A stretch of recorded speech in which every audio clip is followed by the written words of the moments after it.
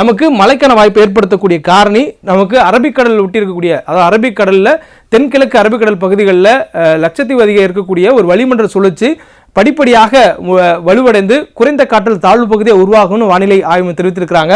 இந்த வளிமண்டல சுழற்சியினால தமிழ்நாட்டிற்கு தென்னிந்திய பகுதிகளுக்கு வரக்கூடிய காற்றுடைய திசை கிழக்கு திசையில மாறி இருக்கு. நமக்கு தென்மேற்கு பருவமழையின் பொழுது காற்றுடைய திசை அரபிக்கடல் பகுதியிலிருந்து நிலப்பகுதிக்குள்ள செல்வம் மாதிரி இருக்கும்.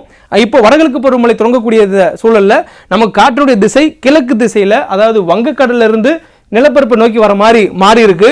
இது இந்த குறைந்த காற்றல் தாழ்வு பகுதியாக உருவாகக்கூடிய அந்த வளிமண்டல சுழற்சி நமக்கு மேலும் ஒரு மழை வாய்ப்பை ஏற்படுத்துறதுக்கான சாதகமான சூழலை ஏற்படுத்துறதா வானிலை ஆய்வு தெரிவித்திருக்கிறாங்க. அதனுடைய காரணமாக தான் இந்த காற்றுடைய போக்குனால தென் மாவட்டங்களில் நமக்கு அதிக அளவில் மழைக்கான வாய்ப்பு இருப்பதா வானிலை ஆய்வு தெரிவித்திருக்கிறாங்க.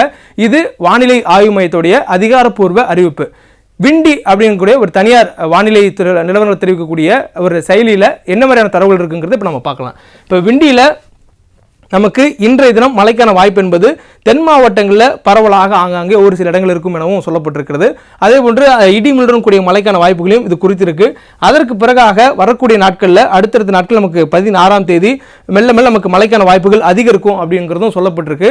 தொடர்ந்து மழை மேகங்களை பார்க்குறோம். சென்னை உள்ளிட்ட பகுதிகளில் மழைக்கான வாய்ப்பு ஒரே இடத்துல மட்டும் நமக்கு அந்த இடத்துல மழைக்கான வாய்ப்பு கூடுறதை பார்க்க முடியுது. தொடர்ந்து இந்த மழையுடைய மேகங்கள் குவியக்கூடிய வாய்ப்பு இருப்பதாகவும் விண்டியில் காட்டக்கூடிய அந்த சூழலை பார்க்குறோம். அதற்கு பிறகு 17ஆம் தேதி நமக்கு பரவலாகவே தென்னிந்திய பகுதிகளுக்குள்ளாக நமக்கு மழைக்கான வாய்ப்பு அதிகரிக்கிறதா விண்டியோடைய ஆப்லையும் கூட பார்க்க முடியுது. தொடர்ந்து இந்த வடகிழக்கு பருவமழை தொடங்கியதுக்கு பிறகாக நமக்கு காற்றுடைய போக்கு உருவாக இருக்கக்கூடிய அந்த வளிமண்டல சுழற்சி மற்றும் அந்த குறைந்த காற்றழுத்த தாழ்வு பகுதியுடைய தாக்கங்கள் காற்றுடைய போக்கில் ஏற்படும் பொழுது நமக்கு மழை வாய்ப்பு அதிகரிக்கும் அப்படிங்கிறத விண்டியோடைய ஆப்லையும் கூட நமக்கு பார்க்க முடிகிறது.